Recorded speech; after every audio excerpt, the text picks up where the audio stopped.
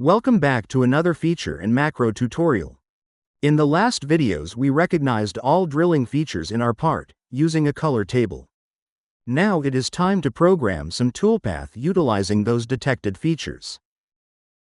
To begin with, we want to create our first macro for M5 threads. For this, we simply create a new job with feature by right-clicking on the M5 feature. We will need a simple drilling job and also a tapping job. Once the job has been selected, we can choose a tool from the tool database. For an M5 thread, we need a 4.2 mm drill.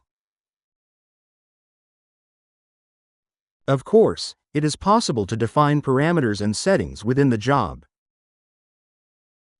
Now we need to create the tapping job. Exact same thing. Let's select the right tool.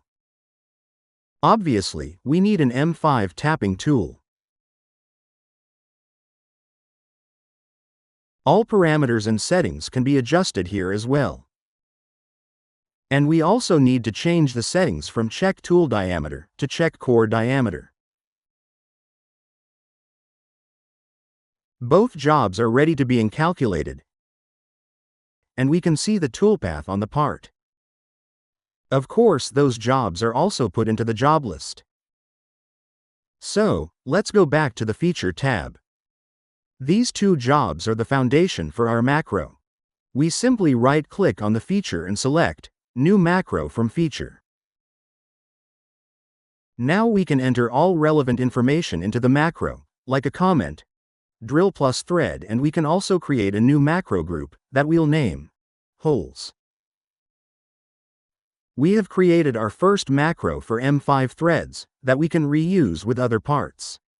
A side note here is that this macro will consider M5 threads with a drill tip bottom.